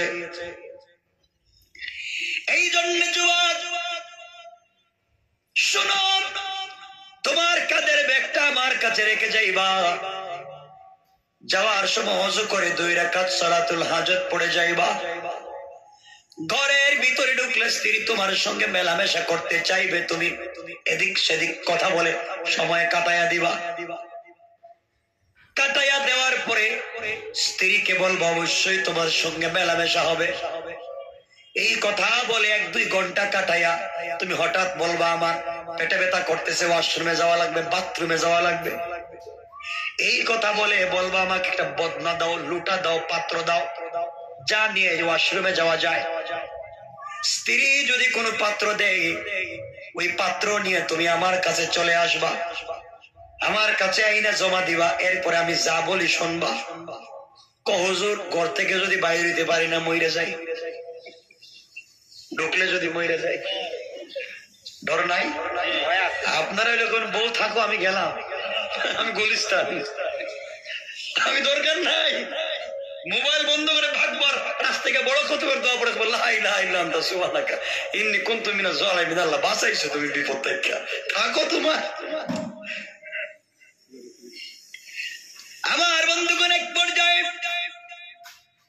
গভীর রাত্রে লোকমান হাকিমের ছেলে যখন ঘরের ভিতরে ঢুকলে, স্ত্রী স্বামীর হাত ধরে বলে স্বামী আসো বিছানায় যায়। লোকমান হাকিমের ছেলে তো ভিতরে পানি নাই, কয় কি, আমি জানি মইরা যাবো, আমারে কই কি, মনে পড়েছে মুরব্বীর কথা, না মেলামেশা করা যাবে না। তিনি বললেন স্ত্রী শুনো, আজকে প্রথম রাত্র, তুমি আমাকে জানবা, আমি তোমাকে জানবো, পরিচয় পর্ব আগে শেষ করি। এই কথা বলে কথা বলতে বলতে 1-1.5 ঘন্টা কাটাইয়া দিছে। স্ত্রী নাচুর বান্দা, স্বামী বললেন অবশ্যই মেলামেশা করব, কিন্তু আমার ওয়াশরুমে যাওয়া লাগবে, বাথরুমে যাওয়া লাগবে, আমি আসি, তাড়াতাড়ি আমাকে বদনা একটা দাও, অথবা লোটা দাও, যে জিনিসপত্র আছে সেটা দাও। স্ত্রী বলছে শর্ত ঠিক আছে, তো কয় ঠিক আছে, আমি আসতেছি। আর লোকমান হাকিমের ছেলে চিন্তা করে বদনা লিয়া দিব, দৌড়, আল্লাহ যেন বাঁচায়। তিনি বদনা নিয়ে দৌড়, এক দৌড়ে মুরব্বীর কাছে গিয়ে পায়ে ধরে বলেন, আঙ্কেল কিচ্ছুর দরকার নেই, বদনা রাখেন, আমি যাই। আল্লাহর গোলাম এই মুরব্বী বললেন, বাবা তুমি আবার একটা কথা শোনো। কই কি আঙ্কেল? যাও অজু করে আসো। আবার ছেলে যখন অজু করতে গিয়েছে, এই মুরব্বী লোকমান হাকিমের ছেলের ব্যাগের ভিতরে সাপের অর্ধেক আসেনি? সবাই বলেন আছে। অর্ধেক বের করে বদনার ভিতরে দিয়েছেন, বদনার মুখটা লাগাইয়া দিয়েছেন। লোকমান হাকিমের ছেলে অজু করে আসছে, আসার পরে বলছে, আঙ্কেল এখন কি করবো? আবার 2 রাকাত সালাতুল হাজত পড়ো। সালাতুল হাজত পড়ে বলছে, আঙ্কেল চলেন, রাত্র অন্ধকার, আমরা ভাগি। বাগবা কেমনে বিয়ে করছো না? হুজুর গেলেই তো মরা লাগবে। মরবা না, তুমি এই মুহূর্তে বদনা নিয়ে যাও, বদনা খুলে দেখবা না, ঘরের ভিতরে নিয়ে যাইবা। ঘরের ভিতরে ঢুকলে স্ত্রী তোমার সঙ্গে মেলামেশা করতে চাইবে। তুমি বলবো স্ত্রী অবশ্যই হবে, আমারও শর্ত আছে। স্ত্রী বলবে শর্ত কি? তুমি বলবা আমি যে বদনা আনছি, বদনায় তুমি প্রস্রাব করো। বদনায় তুমি আগে প্রস্রাব করো, এরপরে তোমার সঙ্গে মেলামেশা করব। স্ত্রী যখন প্রস্রাব করবে, এরপরে বদনাটা আমার কাছে নিয়ে আসবা। লোকমান হাকিমের ছেলে বললেন, হুজুরের সময় যদি টাইম পাস করতে মরে যাই। কয় বেটা মরবি না, যা। লোকমান হাকিমের ছেলে বদনারিয়া ভিতরে ঢুকলেন। কথাগুলো কি বোঝাতে চাই শুনেন। স্ত্রীকে বললেন, স্ত্রী শোনো, তোমার সঙ্গে মেলামেশা হবে, শর্ত ঠিক আছে, আমারও শর্ত আছে।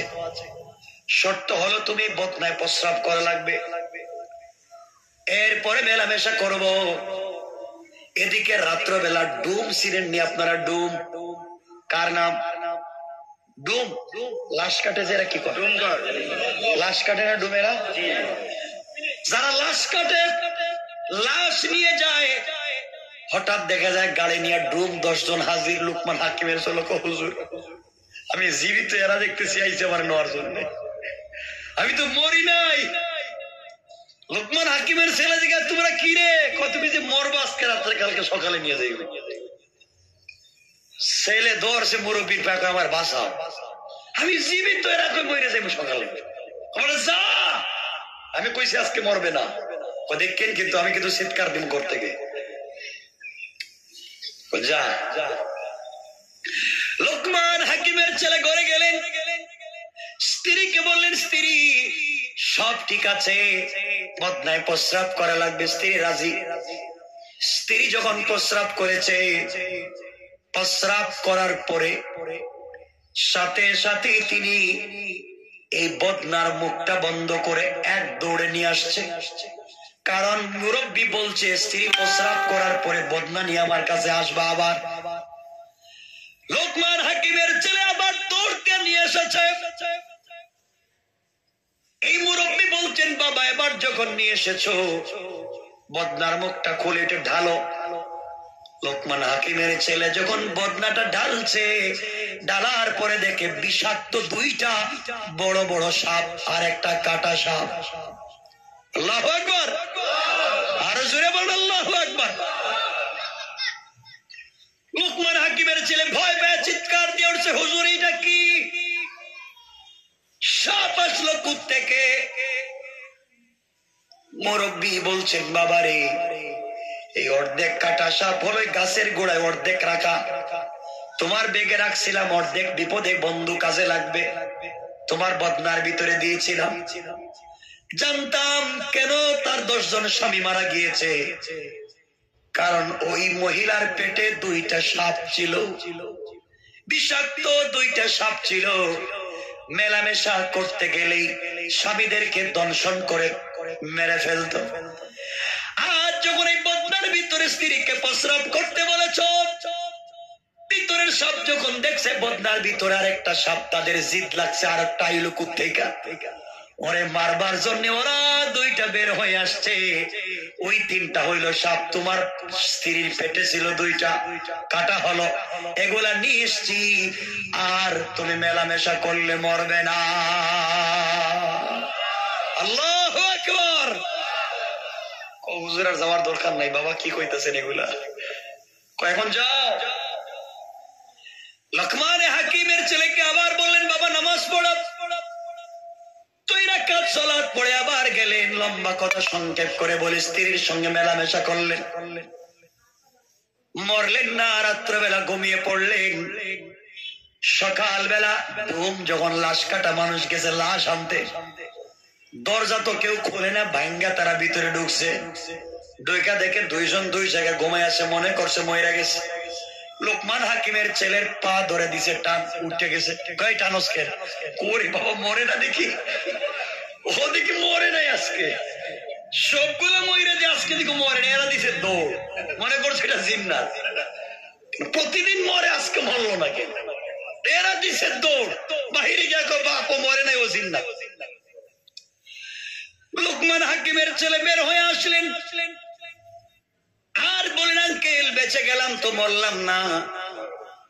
আল্লাহর গোলাম বললেন বাবা তাহলে 2 রাকাত সালাতুল হাজত পড়ো। আবার সালাতুল হাজত পড়লেন। বললেন লম্বা কথা, আবার চলো আমরা যাই।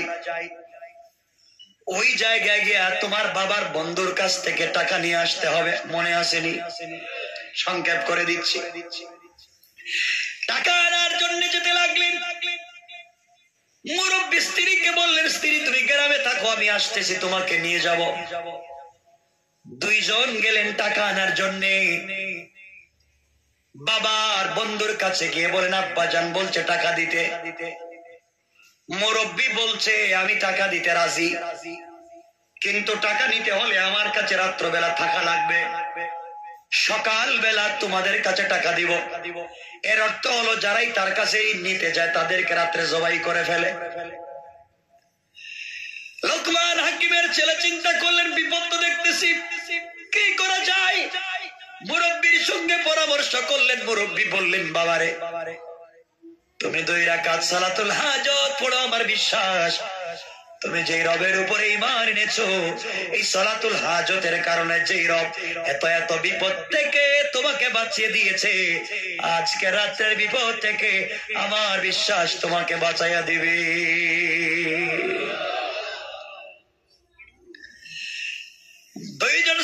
ওই যুবক সালাতুল হাজত পড়ল। রাত্রবেলা ঘুমাইতে গিয়েছে।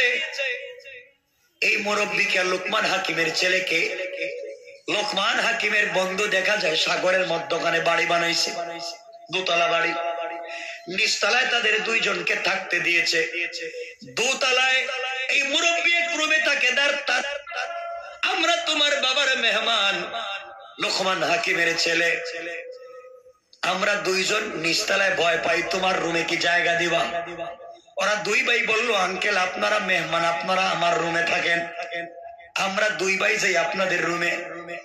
এই বলে লোকমান হাকিমের ছেলে এবং মুরব্বী তার রুমে থাকলেন। আর 2 ভাই যখন নিচতলার রুমে গিয়েছে, দরজা বাহির দিকে তালা দিয়ে লাগাইয়া দিলেন। রাত্রবেলা জলোচ্ছ্বাস উঠে নিচ তলায় ডুবে গেল। 2টা বাচ্চা বের হতে পারলো না, মরে গেল।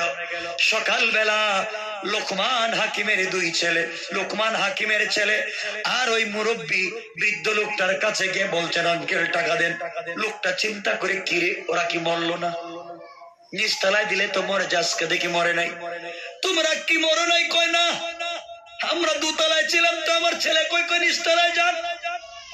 নিচতলায় গিয়ে দেখে তার 2টা ছেলে রুমের ভিতরে মইরা গেছে। আল্লাহ বলেন শয়তান তুই কেমনে কৌশল করলে ইমানদারকে মারবার জন্য? আমি আল্লাহ তোর চাইতে আরো বড় কৌশল জানি, কোন ঠিক কিনা? এই কথা আমার আল্লাহ কোরআনে কারীমে এইভাবে বলেন। আমার আল্লাহ বললেন ওয়া মাকারু ওয়া মাকারা আল্লাহ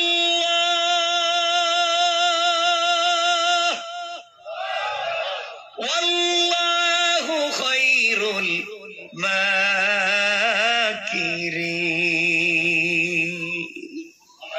তুই যে কৌশল করলে, যে কৌশলের মাধ্যমে মানুষের হক নষ্ট করে দিতে চাইলি, কেমনে পারবে? আমি আল্লাহর কৌশল তুই জানিস না। তোমাদের কৌশল আমি আল্লাহর কাছে ব্যর্থ এবং দুর্বল। আল্লাহ কোরআনে কারীমের সূরা নিসার ৭৬ নম্বর আয়াত, ডান পৃষ্ঠার প্রথম আয়াত, ডান পৃষ্ঠার প্রথম আয়াতের শেষ শব্দে আমার আল্লাহ বললেন, আমার আল্লাহ বললেন ইন্না الشيطان كان ضعيفا আল্লাহ রাব্বুল ইজ্জত ওয়াল জালাল বললেন গোলামের দল তোমরা যে কৌশল করো আমি আল্লাহর সঙ্গে তোমাদের কৌশল আমি আল্লাহর কাছে মশা মাছির চাইতে আরো বেশি দুর্বল কোন সুবহানাল্লাহ মুরব্বি দেখছে ছেলেও খোয়াইছে টাকা না দিয়া তো পথ না এরা মরে নেই টাকা দিয়ে দিস সুবহানাল্লাহ বললেন না বিপদ থেকে বাঁচাইছেন কে মাধ্যম কি মাধ্যম সালাতুল হাজা দুররে মনসুর আলীকে টাকা নিয়া মুরব্বি আর লোকমান হাকিমের ছেলে যখন রাস্তা দিয়ে আসতে শুরু করলেন কিছু পথ আসার পরে মুরব্বি বলতেছেন বাবা থামো তোমার সঙ্গে 1 মিনিট কথা কয় আঙ্কেল কি বলবেন বলেন কথা হলো তোমার সঙ্গে আমি এত লম্বা সফর করলাম লম্বা সময় ঘুরলাম তোমাকে এত বিপদ থেকে বাঁচালাম তুমি টাকা পাইলে এখন তো চলে যাইবা তুমি এক পথে আমি এক পথে বলো তুমি কয় ভাগ নিবা আমারে কয় ভাগ দিবা টাকা ভাগাভাগি করো ঠিক না তোমাকে এত বিপদ থেকে আমি বাঁচাইছি আমারে না দিয়ে তুমি সব টাকা নিয়ে যাইবা আমরা লোকে দাম সব টাকা আমাদের দেয় লোকমান হাকিমের ছেলে বলতেছে আঙ্কেল আমার টাকার দরকার নাই টাকাটা নিয়ে নেন আমি যে বউ পাইছি এই সুন্দরী বউটা থাকলে হইলো টাকা আপনি নিয়ে নেন মুরব্বী বললেন বেটা তুই তো সফরই করছ টাকার জন্য ঠিক না তোর সফরের উদ্দেশ্য কি টাকা না সফরের উদ্দেশ্যই টাকা আর মধ্যখানে বউ পাইছো তো ফাও ফিরি না তাইলে ফিরিটা নিতে চাস টাকা নিতে চাস না আঙ্কেল এই বউ কি আর ফালাইয়া যাওয়া যায় টাকা আপনি নিয়ে নেন দরকার নাই বউ থাকলেই হয় মুরব্বী বললেন না রে বাপ তোরে এমনি বলছি আমার টাকার দরকার নেই তুই টাকাও নিয়ে যা বউ নিয়ে যা সুবহানাল্লাহ বলেন না কিন্তু আঙ্কেল এত সময় এতদিন আমার সাথে আপনি সফর করলেন আজও আপনার জিজ্ঞাসা করলাম না আপনার নাম কি আপনার বাড়ি কই খবর নিলাম না আপনি কে আজকে তো চলে যাবেন পরিচয়টা দিয়ে যান না এমন সময় মুরব্বী ডাক দিয়া বলছেন যুবক তাহলে শোনো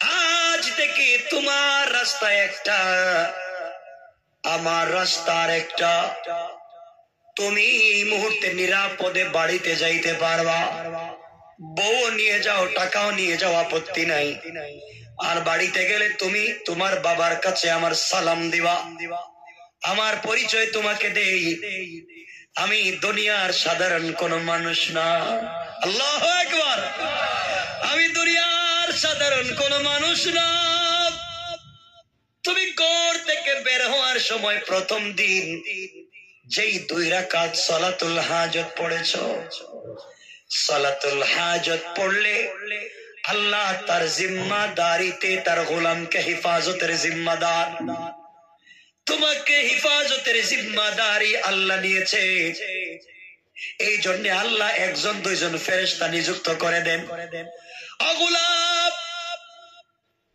তুমি যে সালাতুল হাজত পড়েছো আল্লাহ যেই ফেরেশতা দিয়েছেন জিম্মাদারির জন্য তোমার বাবার দোয়ার ওসিলায় এই ফেরেশতাকে আল্লাহ আমাকে মানুষের সুরত ধরাইয়া দিয়েছে সালাতুল হাজত পড়ার কারণে আল্লাহ তোমার দেহরক্ষী আমাকে বানাইয়া দিয়েছে চলার পথে সকল বিপদ থেকে বাঁচাবার জন্য এই জন্য গোলাম আজকে তুমি চলে যাইবা বাবার কাছে তোমাকে আজকে আমি বলে দিলাম দুনিয়ায় চলার পথে যত বিপদে পড়ে যাও না কেন যত সমস্যায় পড়ে যাও না কেন 2 রাকাত সালাতুল হাজত যদি পড়তে পারো আল্লাহ আমার মতো এইভাবে 2 থেকে 12 জন ফেরেশতা দিয়া তোমার হিফাজতের জিম্মাদার নিবে কোন সুবহানাল্লাহ কথা আরো লম্বা এখানে রেখে দিলাম কারণ এই হলো সালাতুল হাজতের ফজিলত বুঝতে পারছেন ছোট না বড় ছাড়বেন? সবাই পড়বেন প্রতিদিন। আরে 2 রাকাত নামাজ, প্রথম রাকাতে সূরা ফাতিহার পরে কুল ইয়া আইয়ুল কাফিরুন, দ্বিতীয় রাকাতে সূরা ফাতিহার পরে কুল হুয়াল্লাহু আহাদ। পড়বেন তো ইনশাআল্লাহ? সবাই পড়বেন তো ইনশাআল্লাহ? সকল সমস্যার সমাধান করবেন আল্লাহ। এখানে কথা